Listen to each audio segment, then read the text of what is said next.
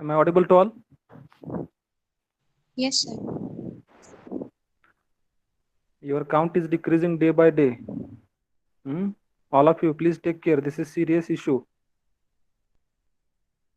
I'm checking every day. Your count is decreasing. It should not happen. If you have any problem, immediately take permission of that particular staff.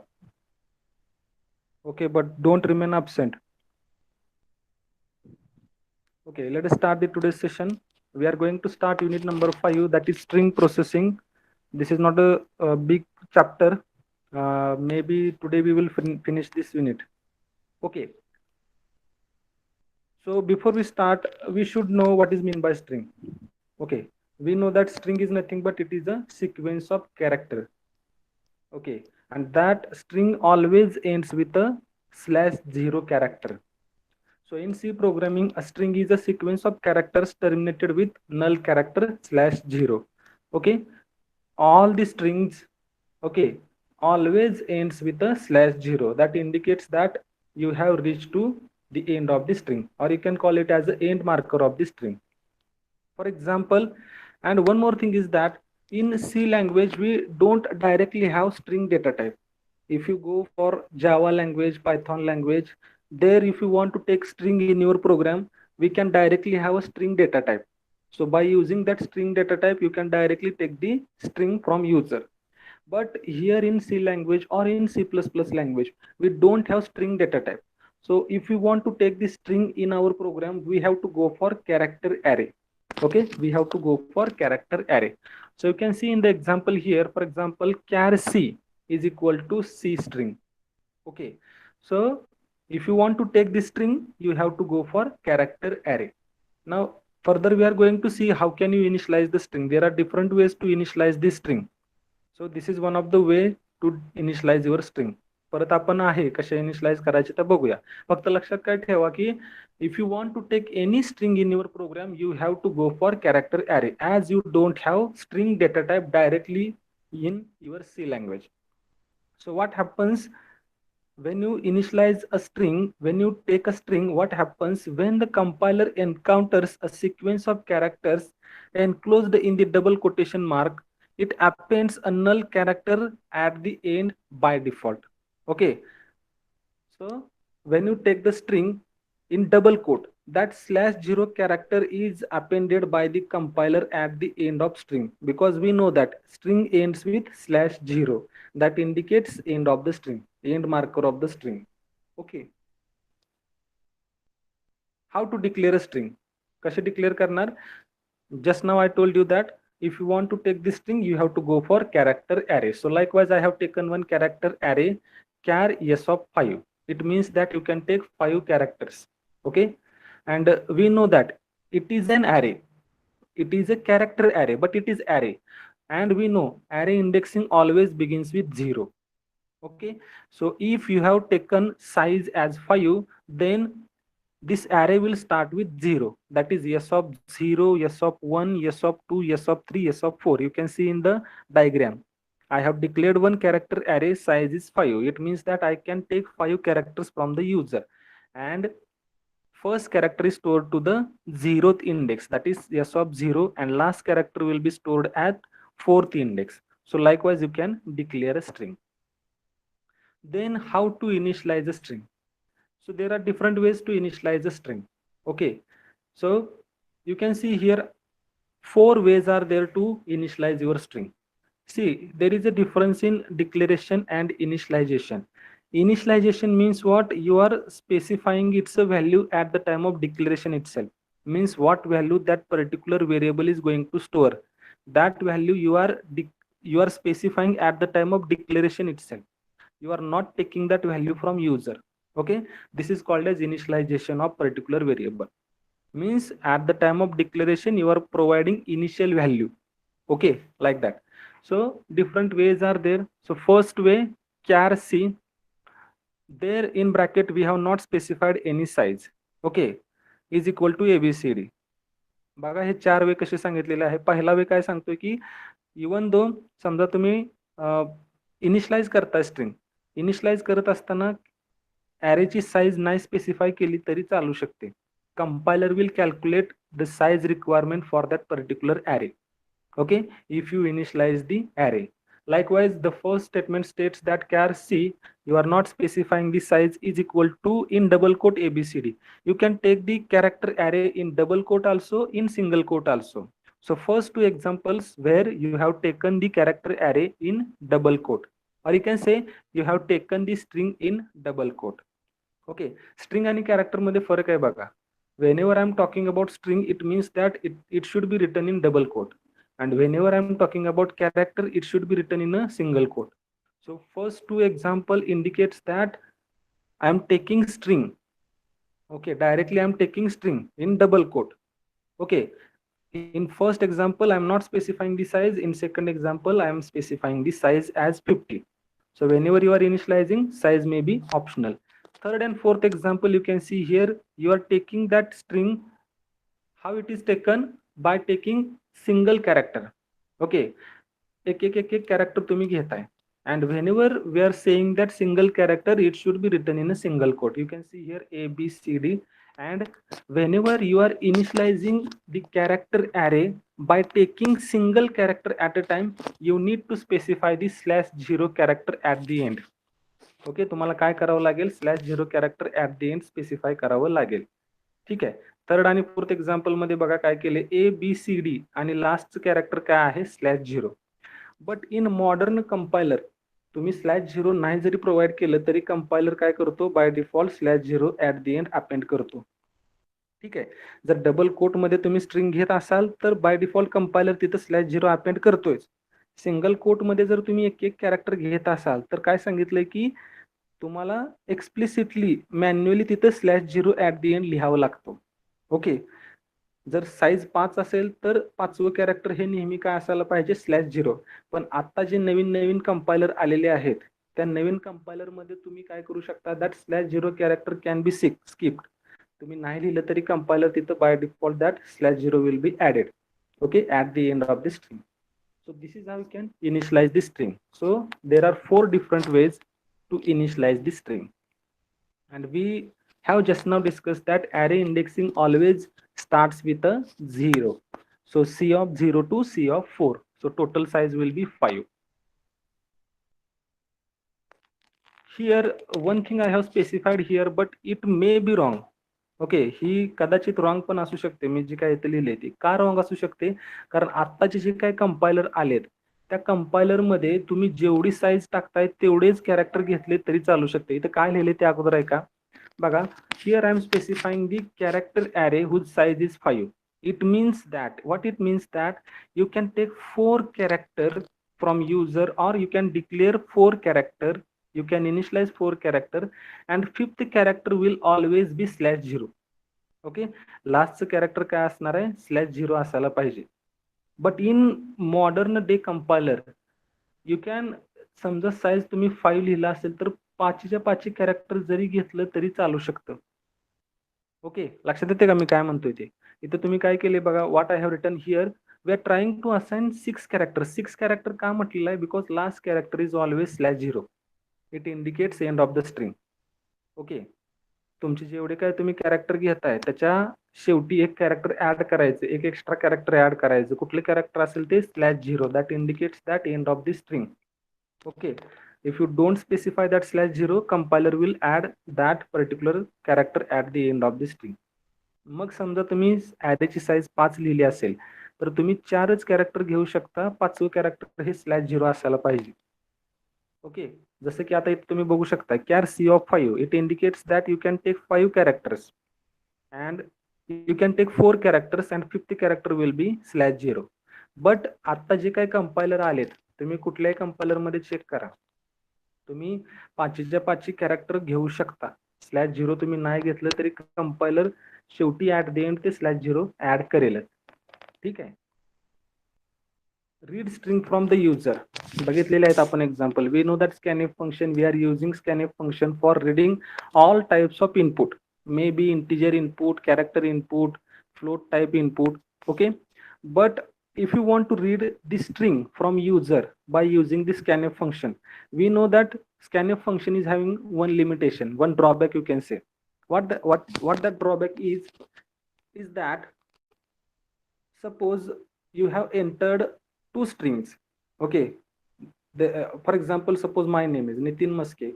So if I enter Nitin space Maske, so whenever that space is encountered by that scanf function, that further string is discarded. Okay, it means that scanf function will read only one string at a time. Once it encounters space, new line, or tab, then further input will be discarded. It will not read the further input. Okay, that is one of the drawback of scanf function that we have seen. बऱ्याच वेळा आपण बघितलेला आहे. So what we can do, काय करू शकतो, जेणेकरून मी पूर्ण स्ट्रिंग युजर कडून रीड करेन. जसं फॉर एक्झाम्पल दुसरं एक्झाम्पल घ्या. If I ask you to enter your address, now address may be a combination of different strings. You cannot enter only one string. For example, Pandharpur. But where you are living in Pandharpur, which particular area you need to specify, like that. It means what? It may be combination of more than one string. So at that time, you cannot use scanf function. So what can be the alternatives? Many times we have used that alternative also. What can be the alternative for scanf function? If I want to read the string, Sanga bro, what is the alternative solution? Yes, Goraknath.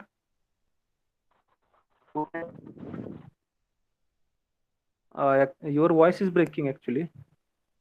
Yes. Yep, getTest function. Okay, we have two functions, yep, getTest function, or you can go for getTest function also. But getTest function is having one drawback that we are going to see further. Okay, so आपण yep getTest function बऱ्याच वेळा use केलेला आहे. That yep getTest function is specially designed for reading the string. Okay, taking the string from user. As scanf function is having one disadvantage or drawback, you can see. You can see this example. हेच example आपण I think कुठेतरी बघितलेलं आहे अगोदर. Enter name %yes name, and while I'm displaying the name, you can see, suppose in the output, enter name Dennis Riche. What input I have entered here? Dennis Riche. But what is the output? Only Dennis. Output Dennis is shown. That further input is discarded. Why?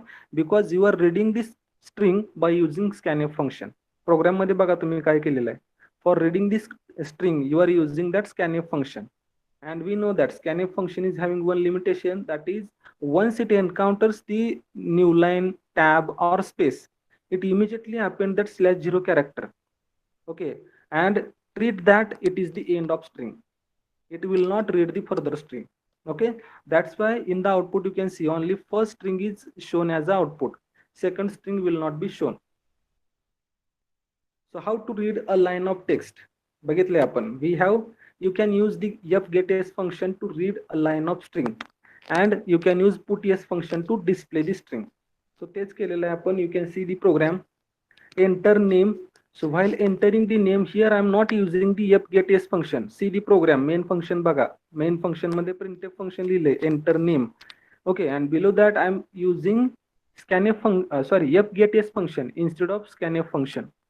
Okay, so by getS function I can easily read this string, and then by using printf function also and by using putS function also I can display the string. Okay, so that's why in the output that Tom Hanks is displayed twice. Why it is so? Because you are displaying the string by using printf also and by using putS also. Okay, what is the limitation of getS function? The limitation what I have written here is that the getS function can also be to take input from user. User कडून input घेण्यासाठी आपण getS पण वापरू शकतो. But it creates one problem, that is getS allows you to input any length of character. Hence there might be a buffer overflow. म्हणजे जसं तुम्ही इथे getS मध्ये काय करताय बघा, you are passing 3 parameters in getS function. First parameter is the name of variable where you want to store your character string. Okay, second parameter is you need to specify size of that particular string. किती character तुम्हाला read करायचे आहेत. Second parameter काय सांगतं? Size.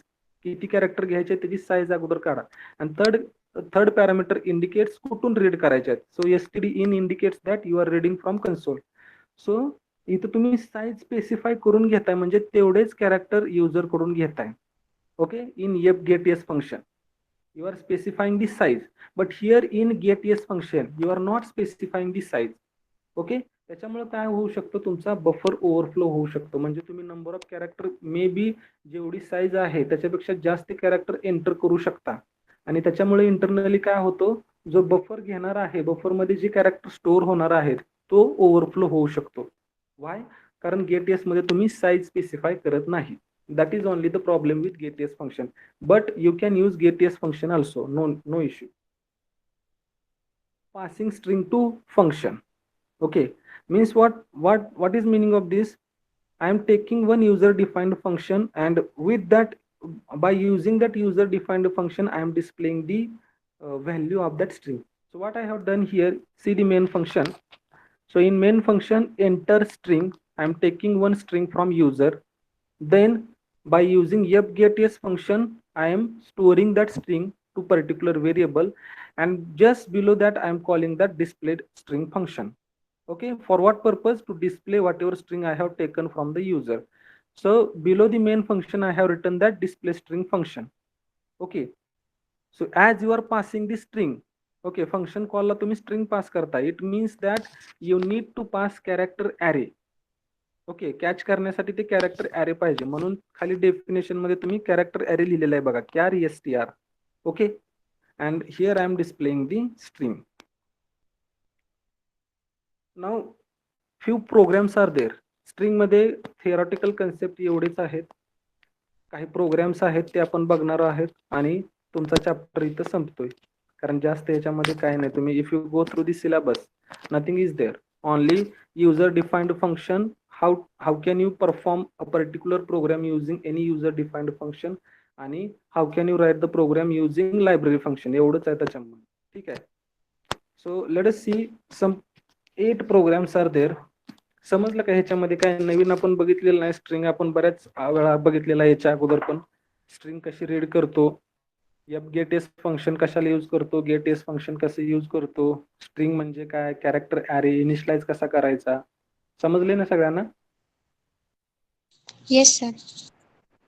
Okay, so first program is that calculate length of string without library function. Okay, so there are some library functions by which, by using those library functions, you can directly calculate length of a string, then copy the string, concat the string. You can directly perform these operations by using some library functions, but you need to perform these tasks without library functions. Okay, आपण दोन्ही बघणार आहोत, library फंक्शनचा use करून कसं करू शकता आणि विदाउट लायब्ररी फंक्शन कसं करू शकता. So first of all we will see how can we write a program without using library function. So first program is calculate length of string without library function. Okay, now see the program.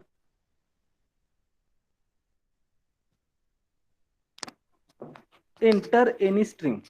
See the main function. आपण इथं कुठलंही library function use करणार नाही. Library function जर use करायचं असेल तर तुम्हाला string डॉट एच ही हेडर फाईल तुमच्या प्रोग्राममध्ये घ्यावी लागते, ज्याच्यामध्ये डायरेक्ट असे लायब्ररी फंक्शन आहेत की ज्याचा यूज करून तुम्ही डायरेक्ट लेंथ काढू शकता, प्रोग्राम एक स्ट्रिंग कॉपी करू शकता दुसऱ्या स्ट्रिंग मध्ये. So likewise those we will see further. Okay, आता काय करायचं आपल्याला, we have to calculate length of the string. म्हणजे length of the string calculate करायचं म्हणजे काय, तर त्याच्यामध्ये किती कॅरेक्टर्स आहेत.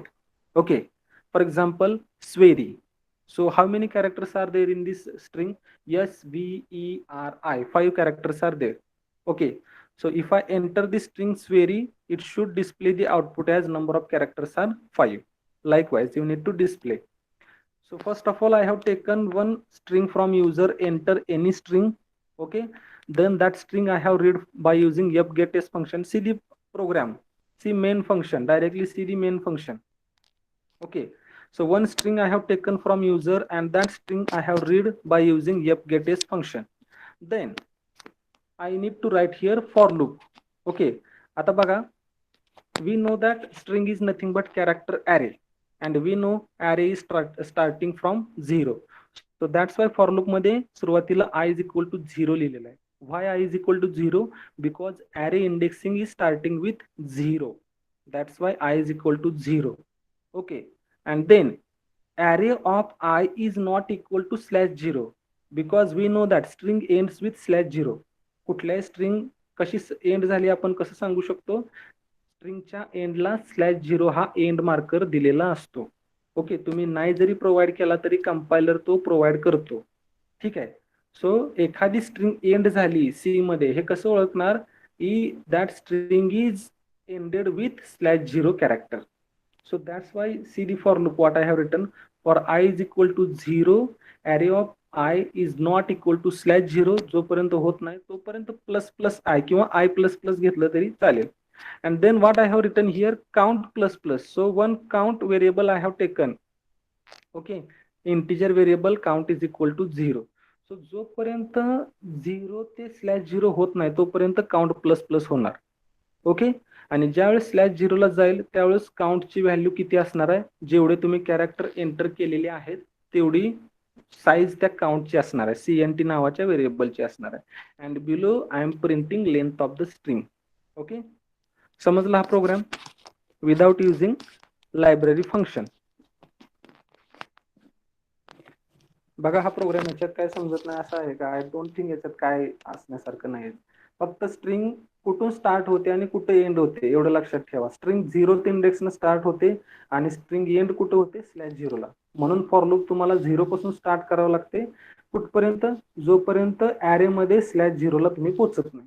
ठीक आहे, तोपर्यंत तुम्हाला for loop you need to execute the for loop. आणि जोपर्यंत फॉर लूप एक्झिक्यूट होते तोपर्यंत काउंटची व्हॅल्यू इन्क्रीज होत जाणार. At the end, you are displaying that value of count. So it is equal to size of the string. समजला हा program? Yes, sir. Okay. Yes, sir. Okay. Next, हा प्रोग्राम करण्याच्यामध्ये काय जास्त असं हे नाही, म्हणून मी तुम्हाला हा प्रोग्राम तुम्ही करू शकता. हा program no issue. Now next is program number 2, that is compare two strings again without using library function. पहिले 4 प्रोग्राम आपण बघतोय विदाउट लायब्ररी फंक्शन. परत तेच प्रोग्राम आपल्याला लायब्ररी फंक्शन न कसे करतात ते बघायचं. Okay, what is the program number 2? That is compare two strings without library function. Means what? We need to have two strings. We have to compare these two strings. If these two strings are same, then we need to display the output as strings are same. Otherwise strings are not same. Likewise we need to display the output. Okay, so see the main function. In main function I have declared two character arrays. For what purpose? To take the two string. दोन string आपल्याला घ्यावे लागतील कारण आपण दोन string compare करतोय. So for these two strings I have taken two arrays. Below I am writing enter two strings, and by using getS function you can write here fgetS also, no issue. You can use getS function or fgetS function. So by using getS function I have taken both the strings. Okay, आता काय करायचं बघा. पहिल्या string, आता इकडे right साईडला बघा, मी इथे एक डायग्राम काढलेली आहे बघा. str1 आणि str2 अशा दोन डायग्राम आहेत. Okay, str1 is starting with str1 of 0. Okay, str1 of 0, str1 of 1, str1 of 2. So समजा मी पहिली स्ट्रिंग घेतलेली आहे हॅलो. पहिल्या स्ट्रिंग मध्ये काय स्ट्रिंग आहे किंवा पहिल्या कॅरेक्टर ऍरे मध्ये काय स्ट्रिंग आहे? हॅलो. ओके, मग आता ही पहिली स्ट्रिंग दुसऱ्या स्ट्रिंग बरोबर इक्वल आहे हे कधी म्हणू शकतो? जर प्रत्येक इंडेक्सला पहिल्या ऍरेच्या पहिल्या इंडेक्सला जे कॅरेक्टर आहे तेच कॅरेक्टर दुसऱ्या ऍरेच्या त्या इंडेक्सला असायला पाहिजे. म्हणजे इथं बघा दोन स्ट्रिंग आहेत आपल्याकडे, str1 str2. सो इथं str1 of 0 ला जे आहे तेच str2 of 0 ला असायला पाहिजे. str1 of 1 ला जे आहे तेच str2 of 1 ला असायला पाहिजे. ओके, तरच काय म्हणू शकतो? दोन्ही स्ट्रिंग सेम आहेत. म्हणजे पहिल्या स्ट्रिंगच्या प्रत्येक इंडेक्सला जे कॅरेक्टर आहे तेच कॅरेक्टर दुसऱ्या स्ट्रिंगच्या प्रत्येक इंडेक्सला पाहिजे. then and then only I can say that these two strings are same. Otherwise these two strings are not same. So for that purpose I have written while loop. See the while loop. What I have written? str1 of I is equal to str2 of I. बरोबर आहे ना? पहिल्याचा इंडेक्सला जी character आहे तेच character दुसऱ्याच्या इंडेक्सला पाहिजे. प्रत्येक इंडेक्सला तेच character पाहिजे, म्हणजे ज्या इंडेक्सला पहिल्याच्या आहे त्याच. ओके.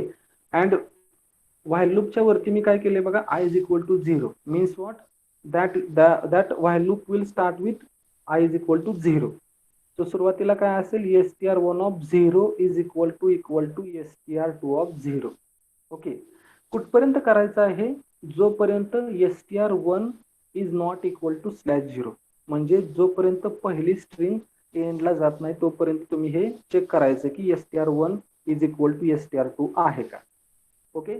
तोपर्यंत व्हाईल लूप मध्ये आय प्लस प्लस करत झाला. ओके. त्याच्यानंतर मी खाली काय लिहिले बघा, इफ स्टेटमेंट बघा, राईट साइडला मी इफ स्टेटमेंट लिहिले, if str1 is equal to str2. Okay. str1 of I is equal to str2 of I. जर तसं असेल तरच दोन स्ट्रिंग इक्वल असतील, otherwise strings are not same or not equal. Okay. समजला हा प्रोग्राम? सांगा सगळ्यांना. काय नाही याच्यामध्ये विशेष, फक्त लक्षात ठेवायचं काय की पहिल्याच्या पहिल्या इंडेक्सला जे कॅरेक्टर आहे तेच दुसऱ्याच्या पहिल्या इंडेक्सला पाहिजे, पहिल्याच्या दुसऱ्या इंडेक्सला जे आहे तेच दुसऱ्याच्या दुसऱ्या इंडेक्सला पाहिजे, म्हणजे त्या इंडेक्सचे कॅरेक्टर सेम असायला पाहिजे. ते चेक करण्यासाठी मी व्हाईल लूप घेतलं आणि ते मी चेक केले. कुठपर्यंत, पहिल्याचा मी एंडला जात नाही, पहिल्या स्ट्रिंगच्या एंडला जात नाही, म्हणून मी इथं व्हाईल लूप मध्ये बघा मध्ये काय टाकलंय, str1 of I is equal to str2 of I and str1 of I is not equal to /0, म्हणजे जोपर्यंत शेवटाला जात नाही तोपर्यंत. कळाला हा प्रोग्राम सगळ्यांना? Without using library function. काय कळालं नसेल तर विचारा. Sir, there I is equal to 0. Why? I is equal to 0 का केलं, कारण बघा ना इथं तुम्हाला ऍरे कुठून स्टार्ट झालेलं दिसतोय बघा बरं. ऍरेची इंडेक्स कुठून स्टार्ट होते, 0th पोझिशन पासून ऍरेची इंडेक्सिंग स्टार्ट होते ना. म्हणजे मला पहिल्यांदा काय चेक करावं लागेल, डायग्राम चेक करा. डायग्राम तुमच्या समोर आहे बघा, str1 आणि str2. str1 कुठून स्टार्ट झालेला आहे, str1 ऑफ 0 ना, बरोबर आहे. आणि str2 पण कुठून स्टार्ट झालेला आहे, str2 ऑफ 0 ना. म्हणजे पहिल्यांदा 0th इंडेक्सचं कॅरेक्टर चेक झालं पाहिजे सेम आहे का नाही. ओके. म्हणून आय इज इक्वल टू 0 केलेलं आहे, म्हणजे तिथून चालू झालं, आय इज इक्वल टू 0 पासून चालू झालं. आणि व्हाईल लूप मध्ये खाली काय केले बघा, आय प्लस प्लस केले, म्हणजे काय होणार, परत नेक्स्ट कॅरेक्टर चेक होणार. 0 झाले की 1 होणार, आय प्लस प्लस झालं, परत 1 झाले की 2 होणार, आय प्लस प्लस 2 झाले की 3 होणार. Okay.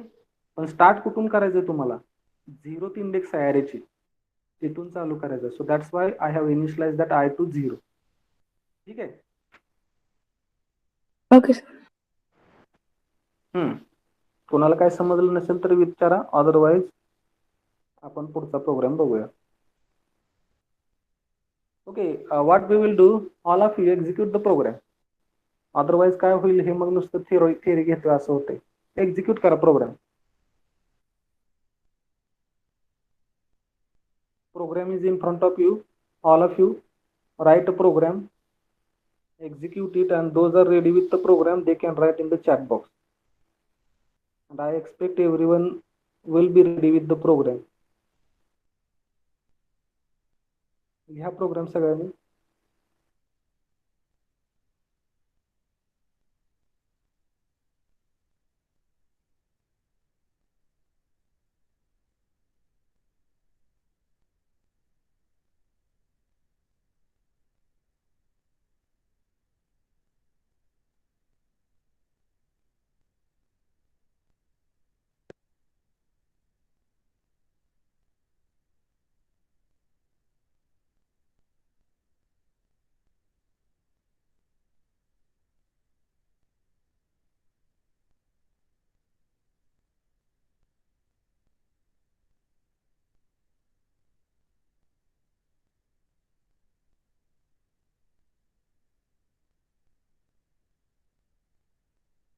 Sir hello. Yes. Sir आपण जर स्ट्रिंग 1 हॅलो आणि स्ट्रिंग 2 HELL एवढंच घेतलं तरी सर ते इक्वल दाखवणार सर. कसं काय? सर बघा एकदा मी लॉजिकली ट्राय केलं, कारण की आपण व्हाईल लूप मध्ये काय चेक करतो, string 1 is equal to string 2 and string 1 is not equal to null character.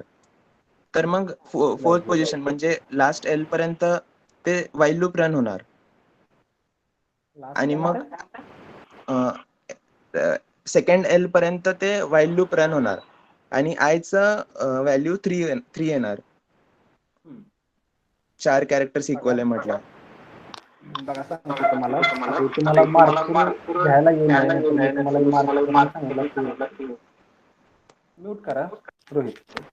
हा, एक मिनिट. हा,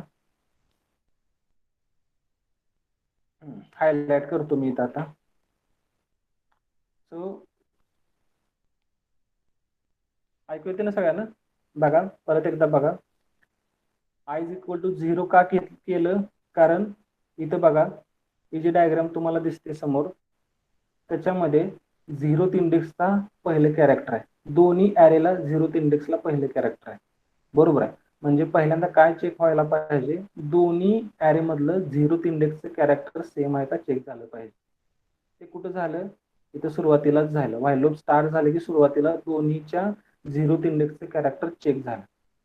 परत चेक काय करताय, str of I is not equal to /0 condition आहे का? बरोबर आहे, कारण आपण सध्या 0th इंडेक्सला आहे. आपण 5th इंडेक्सला जाऊ त्यावेळेसच /0 ला जाऊ, म्हणजे ही कंडिशन काय ट्रूज आहे.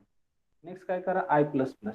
आय प्लस प्लस झाल्यानंतर value of I will be now 1, म्हणजे str ऑफ 1 चा पहिल्या इंडेक्सचं कॅरेक्टर आणि str ऑफ 2 च्या पहिल्या इंडेक्सचं कॅरेक्टर सेम आहे का चेक केलं जाईल. ठीक आहे. त्याच्यानंतर आय प्लस प्लस.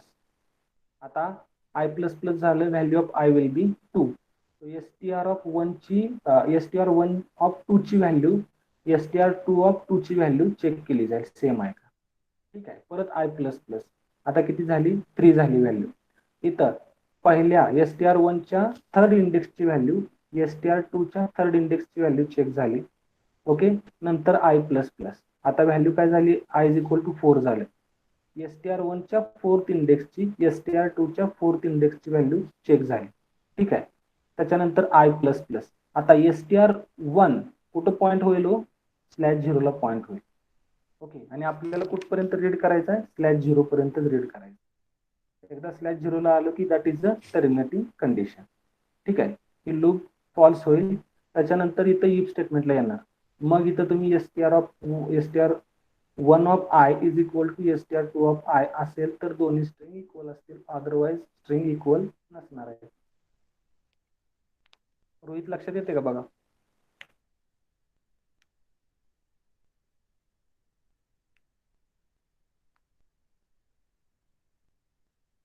समजते का? सर मी एकदा ट्राय करतो, मग काय डाऊट असेल तर विचार.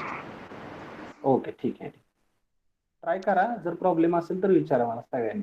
ठीक आहे. ज्यांचं रन झालेलं आहे त्यांनी प्रोग्राम प्रेझेंट केला तरी चालेल.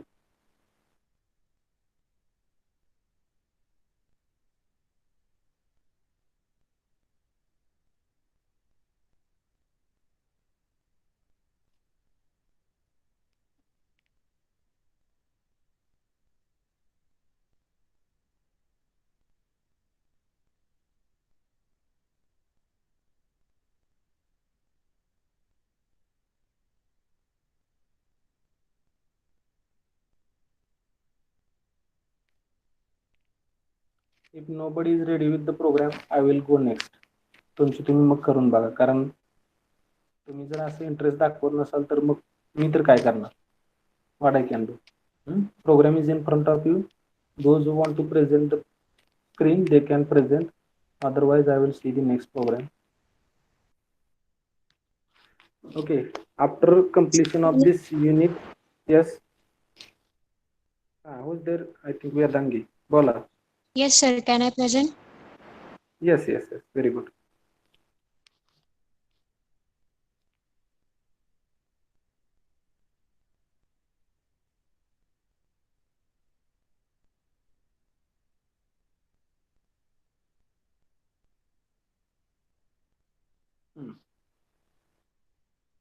Is it executing na?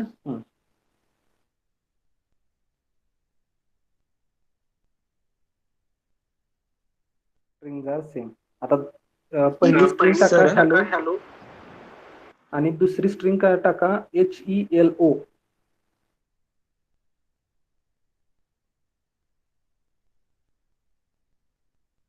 Not equal. हा बोला रोहित. सर किती HE output? डबल L टाकलं सेकंड स्ट्रिंग तर. हा ठीक आहे वेदांगी. हॅलो आणि आता HE double L नुसतं टाका. Not equal. Rohit see the output. Yes sir. Got it now. Yes. Okay, very good. Anyone else wants to present? Yes, Siddhi Velapure, you can present.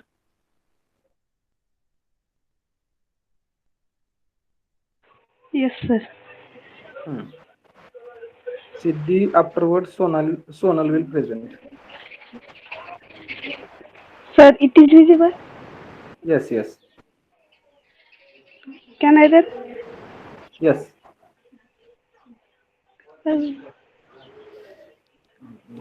काय error आहे?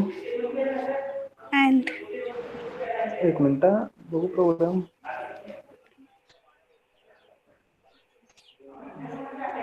ampersand लास्टला जे ampersand लिहिलंय ते remove करा. हा आता रन कर. ओके, दुसरी स्ट्रिंग घ्या. तेच घ्यावं असं काय नाही. तुमचं नाव घ्या सिद्धिका, पण त्याच्यासाठी अगोदर बघ ठीक आहे नॉट इक्वल. आणि आता दोन्ही स्ट्रिंग सारख्या घ्या.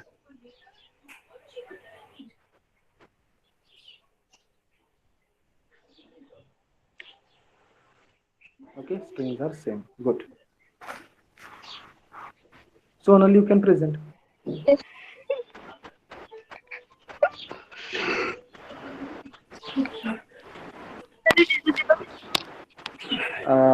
Now it is visible. Can I run? Yes.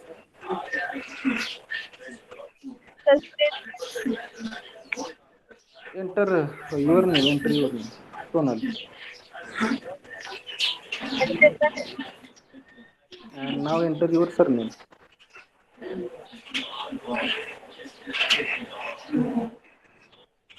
These are not equal. Okay. Now once again run and enter the same string and check out.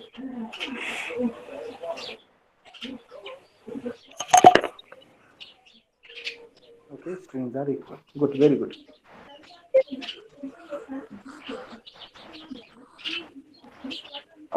Siddhi, can you mute yourself? Okay. Just a minute, I will present my screen.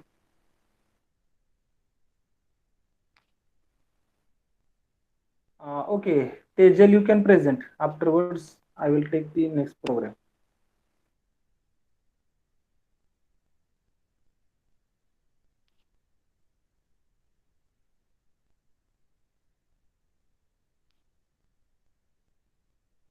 Visible, sir? Yes, visible.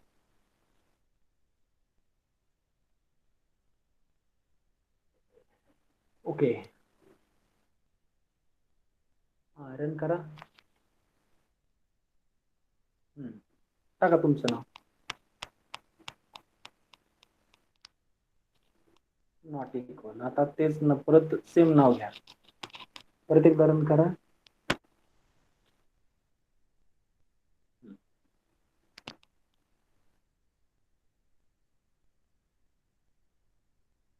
String are equal. Very good. Very nice. Okay. Now let us move further.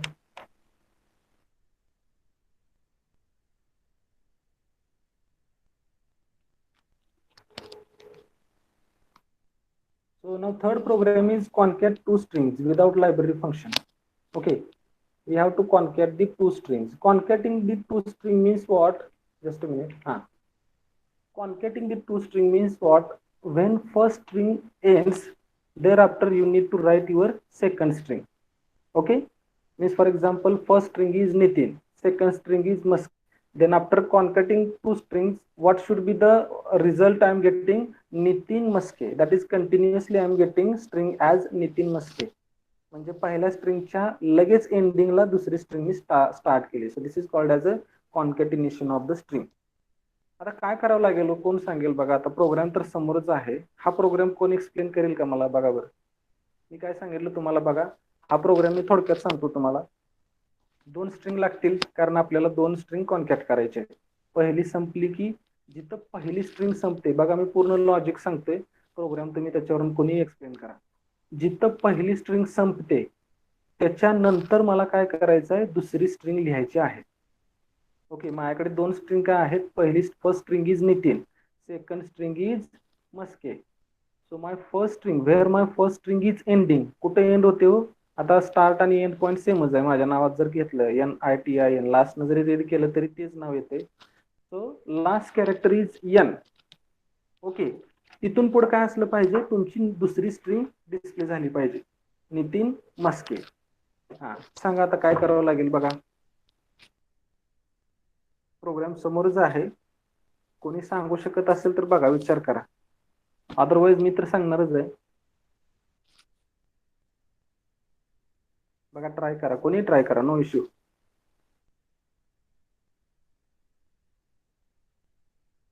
Forget about main function. Main function मध्ये काहीच नाही, कारण main function मध्ये फक्त तुम्ही 2 string घेतले आणि एक युजर डिफाइंड फंक्शन घेतले कॉन्कॅट नावाचं. ते फंक्शन तुम्ही तिथून कॉल केले. ठीक आहे, मेन फंक्शन मधून ते कॉल केले. राईट साइडला चेक करा, तिथं तुमचं कॉन्कॅट फंक्शन चालू झालं. कॉन्कॅट फंक्शन मध्ये मी 2 फॉर लूप लिहिले. ओके, फक्त तिथंच तुमचं लॉजिक आहे बघा, कॉन्कॅट फंक्शन मध्ये.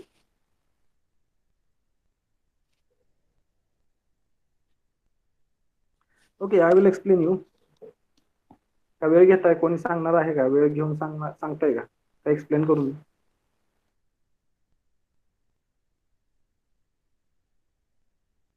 Okay, let it be. See the right side, void concat function. So I have already taken 2 strings from main function. See the main function, I need to concat 2 string means what? I need to take 2 strings. So for that purpose I have taken 2 arrays, S1 and S2. Below I am entering string number 1, below that I am entering string number 2, and then I am calling the concat function. Okay, now see the concat function. So first for loop why I have written? Because what I have to do is that I need to reach to the end of the first string. मला पहिल्या स्ट्रिंगच्या एंडला जावं लागेल. ठीक आहे, and I know that where my first string is ending, जिथं /0 character असेल तिथं माझी पहिली स्ट्रिंग एंड होते. म्हणून पहिलं फॉर लूप मध्ये काय लिहिले बघा मी, I is equal to 0. आता पहिली स्ट्रिंग म्हणजे काय? कॅरेक्टर ॲरे आहे, म्हणजे म्हणून मी तिथं I is equal to 0 घेतलं. ओके, 0 पासून का स्टार्ट केलं? कारण ॲरे इंडेक्सिंग स्टार्ट विथ 0. बघितलंय आपण. कुठपर्यंत जायचं आहे मला? जोपर्यंत पहिल्या स्ट्रिंगचं /0 येत नाही. ओके, कारण मला पहिली स्ट्रिंग जिथं एंड होती तिथं मला दुसरी स्ट्रिंग लिहायची आहे. ठीक आहे, so that's Y what I have written in first for loop. You can see that I is equal to 0 and S of I is not equal to /0. S1 of I, S1 काय आहे तर तुमची पहिली string आहे. S1 मध्ये तुमची पहिली string आहे. Okay, so I is equal to 0, S1 of I is not equal to /0. म्हणजे पहिल्या स्ट्रिंगच्या पहिल्या कॅरेक्टर ॲरेच्या /0 पर्यंत जोपर्यंत मी जात नाही तोपर्यंत I++. ओके, मी काय केलं? व्हेरिएबल I ची व्हॅल्यू इन्क्रीमेंट करत गेलो. जिथं तुमचं /0 कॅरेक्टर असेल तेवढी जी काही साईज असेल तेवढी व्हॅल्यू I मध्ये स्टोअर झाली, व्हेरिएबल I मध्ये. समजा 5 कॅरेक्टर असतील तर I is equal to 5 नाही. ओके, कारण आपण I++ केलेलं. ओके, पहिलं फॉर लूप आय थिंक सगळ्यांना समजलं असावं, कारण मला पहिल्या स्ट्रिंगच्या एंडला जायचं आहे म्हणून मी पहिलं फॉर लूप घेतलं. आणि व्हेरिएबल I मध्ये काय व्हॅल्यू असणार आहे? जेवढे काय तुमचे कॅरेक्टर आहेत पहिल्या स्ट्रिंग मध्ये त्याचा जो काय काउंट असेल that is the value of variable I. Now see the second for loop. Second for loop मध्ये काय केले बघा, J is equal to 0 दुसरा एक व्हेरिएबल घेतलेला आहे मी. कशासाठी? कारण मला 2 स्ट्रिंग आहेत माझ्याकडे. S1 आता रीड करून झालं. ओके, S1 मध्ये पहिली स्ट्रिंग आहे. आता S2 मला रीड करावं लागेल, म्हणजे S2 रीड करून S1च्या एंडला ऍड करावं लागेल. मग दुसरी स्ट्रिंग S2 रीड करण्यासाठी मी J व्हेरिएबल घेतला and again I am starting that J variable with 0. So J is equal to 0. कुठपर्यंत जायचं आहे मला? S2 of J is not equal to 0, म्हणजे मला दुसरी स्ट्रिंग पूर्ण रीड करून घ्यावं लागेल.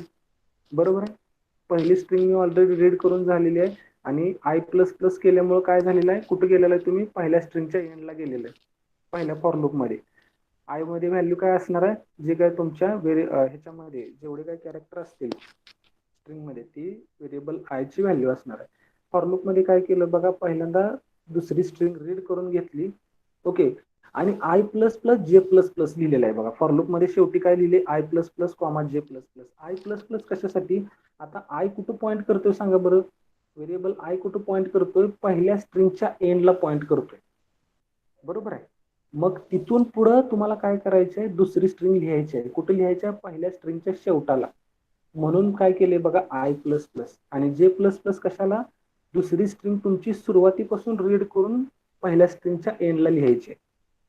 बघा, दुसरी स्ट्रिंग पहिल्यापासून रीड करायची आहे आणि पहिल्या स्ट्रिंगच्या शेवटापासून ती लिहायची आहे. म्हणून मी तिथं फॉर लूप मध्ये काय केले बघा, दुसरी स्ट्रिंग रीड करण्यासाठी J is equal to 0, s2 of j is not equal to /0. String read करून झाली, I plus plus J plus plus. आणि मी फॉर लूप मध्ये काय केले, जे काही s2 मध्ये कॅरेक्टर्स आहेत ते s1 मध्ये लिहा. पण कुठे लिहितोय आपण बघा, s1 मध्ये लिहितोय पण कुठे लिहितोय हे महत्वाचं आहे. आय ची व्हॅल्यू काय आहे, व्हेरिएबल आय ची व्हॅल्यू काय आहे, जे काय /0 कॅरेक्टर आहे तिथून तुम्ही काय करताय, दुसऱ्या स्ट्रिंग मधले character लिहिताय.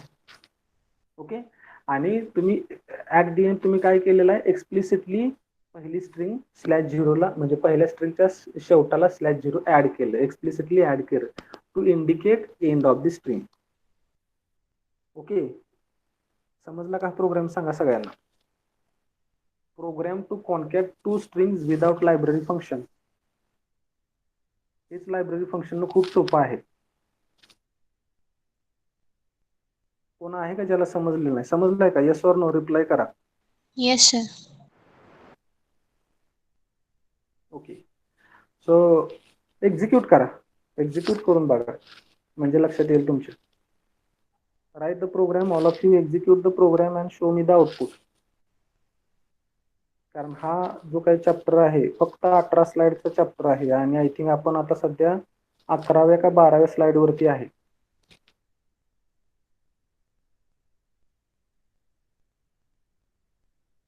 All of you write the program, execute it and show me the output.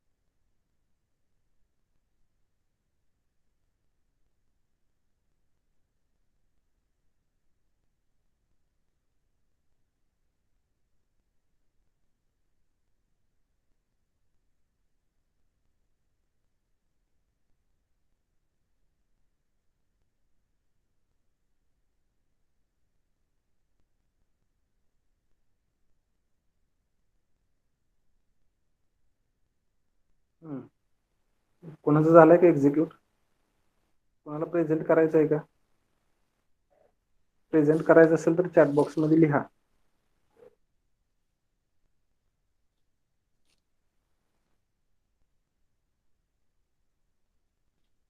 Is anyone ready with the programme.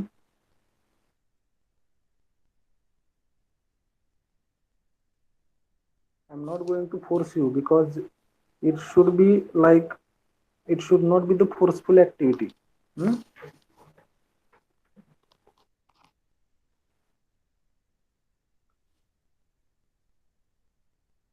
Those are ready with the program, they can write. आणि जर कोणाला काही प्रॉब्लेम असेल याच्यामध्ये, concept कळाला नसेल तर विचारा, कारण आज आपल्याकडे भरपूर वेळ आहे, because chapter is so small.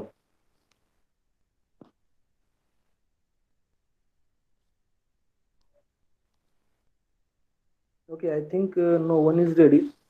So what I will do, I will take the next program. Don't leave the session. बघा, परत एकदा सेशन मध्ये अटेंडन्स खूप कमी व्हायला लागलेली आहे. मागाशी किती अटेंडन्स होते, आता किती अटेंडन्स आहे, आणि डेली तुमची अटेंडन्स कमी होते. I will come to this point later on. Let me finish this first. So let us see the next program. Copy one string into another without library function. Okay. काय करायचं आपल्याला, एक string आहे, दोन string आहेत आपल्याकडे, किंवा एकच स्ट्रिंग आहे, एक स्ट्रिंग आपल्याला दुसऱ्या स्ट्रिंग मध्ये कॉपी करायची आहे. म्हणजे आपल्याकडे एक स्ट्रिंग आपल्याला युजर कडून घ्यावं लागेल आणि त्या स्ट्रिंग मधले जे काही कॅरेक्टर आहेत ते दुसऱ्या स्ट्रिंग मध्ये कॉपी करावे लागतील. That is only the thing. Okay, now see the program. So two arrays I have taken, S1 and S2. For what purpose? For taking the string. Now I need to enter only one string. आपल्याकडे दोन string असून गरजेचं नाही, माझ्याकडे एकच string आहे, मी एकच string user कडून घेणार. And that string whatever I have taken from the user, I will copy those characters into another string. That is only the thing. So that's why printf enter string S1. So first string I am going to enter now. That string is read by using fgetS function. See the main function, all of you. And then for loop is written. Means what? I need to first of all reach to the end of first string. Whatever string I have taken from user, I need to reach to the end of that string.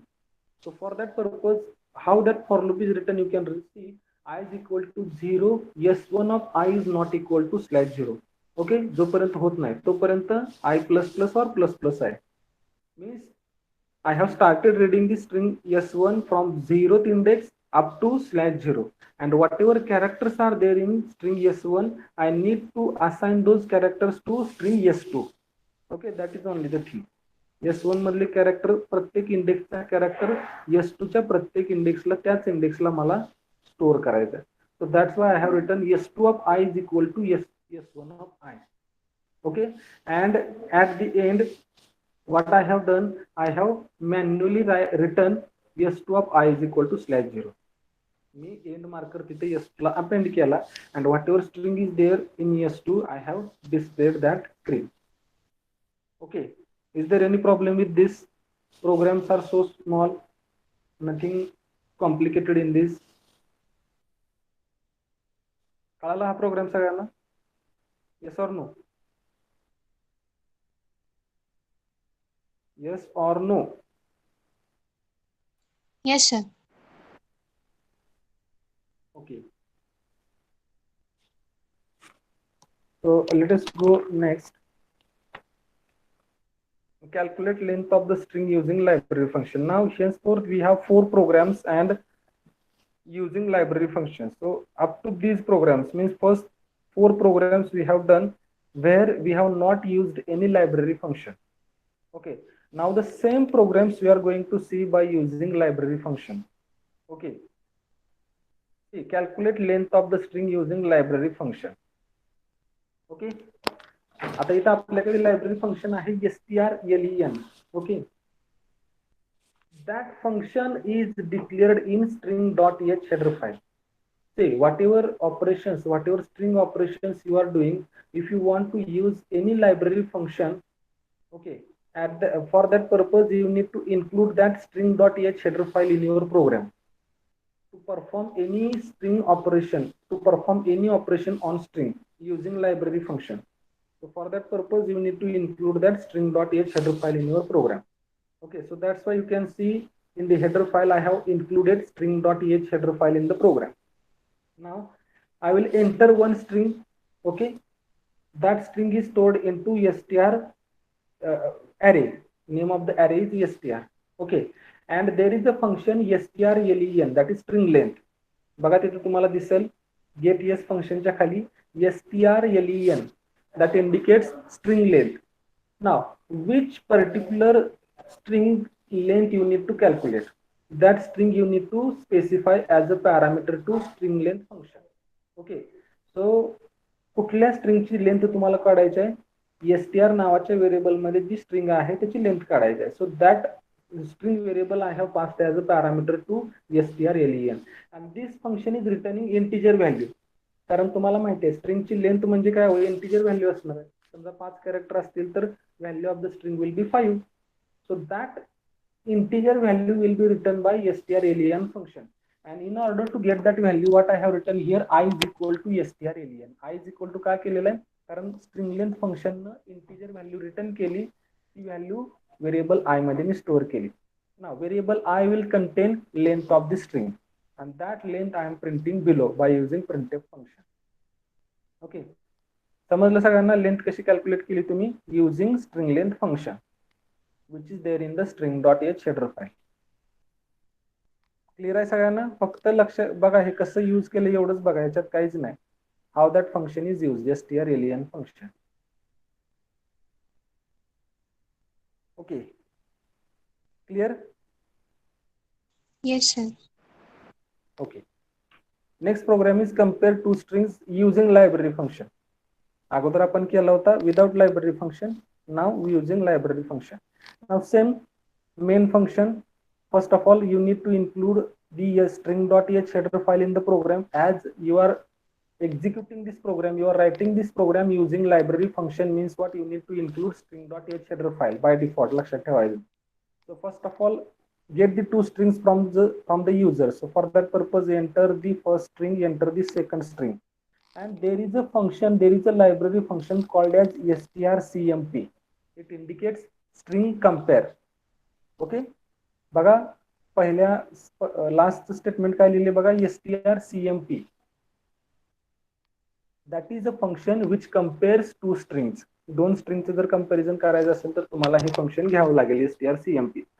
Again, this function is returning two values.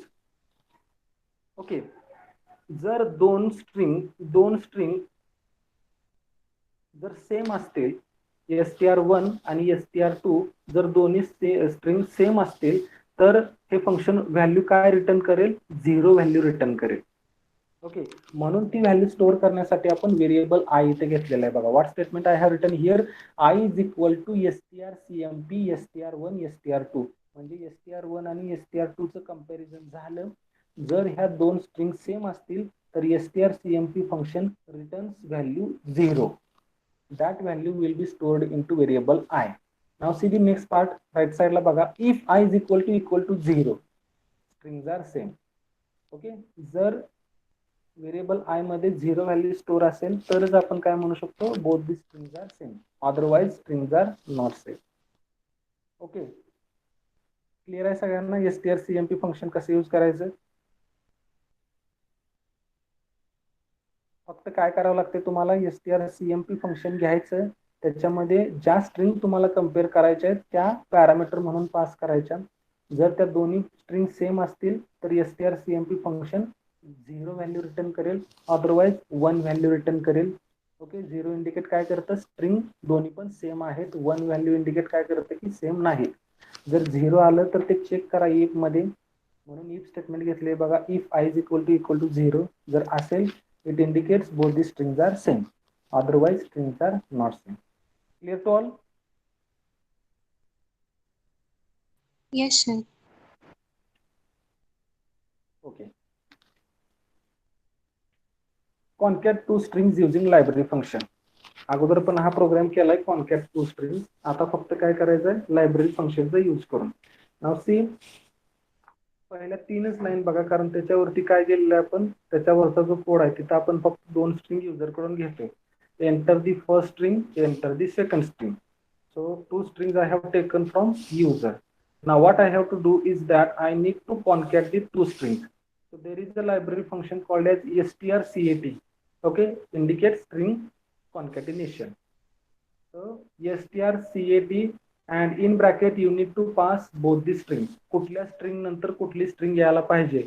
तो पहिला जो parameter असतो तो काय indicate करतो, पहिली string. दुसरा parameter जो आहे तो दुसरी स्ट्रिंग. म्हणजे पहिल्यानंतर दुसरी स्ट्रिंग पाहिजे का दुसऱ्यानंतर पहिली स्ट्रिंग पाहिजे, तुम्ही ठरवा. जर दुसऱ्यानंतर पहिली पाहिजे असेल तर मग काय करावं लागेल, दुसरा पॅरामीटर पहिल्यांदा पाठवावं लागेल, दुसरा व्हेरिएबल पहिल्यांदा पाठवावं लागेल आणि पहिला व्हेरिएबल दुसऱ्यांदा पाठवावं लागेल strcat फंक्शन मध्ये पॅरामीटर म्हणून. ठीक आहे. So nothing else is there in this program. You need to just you need to call that strcat function and you need to pass the two strings as a parameter and at the end you have displayed those strings. Clear आहे सगळ्यांना?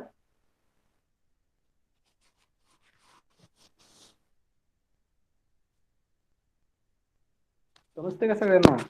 झोपलेत का काय सगळे? Yes, sir. Yes. Okay, and last program from this unit, copy string using library function. मगाशी आपण बघितला होता without library function. Now here copying the string using library function. So here we have strcpy function. There is a library function called as strcpy, which copies one string into another string. So what I have done in this program, I have entered two strings from user. I have taken two strings, so first string and second string. Then what I have to do is that I need to copy one string into another string. So for that purpose, just call that function strcpy and in bracket pass that both the strings. So what it will do, it will copy the source string into destination string. So first string strcpy मध्ये जो पहिला parameter आहे that indicates that it is the destination. Okay, ज्याच्यामध्ये copy होणार आहे. आणि second parameter काय indicate करतो, तर जी स्ट्रिंग कॉपी होणार आहे that should be your second parameter. That is only the thing. Okay, so this is how your unit number 5 ends. You can see the syllabus, only these many points are there, and furthermore nothing is there in this chapter to explain. ज्याच्यामध्ये याच्यापेक्षा वेगळं काही नाही. फक्त string तुम्ही programme मध्ये कशी घेऊ शकता. ठीक आहे, समजलं हे सगळ्यांना? जे काय झालेलं आहे, फक्त 18 स्लाइड होतं याच्यामध्ये. त्या स्लाइड मी शेअर करतोय तुम्हाला. Just a minute, I will stop presenting the screen.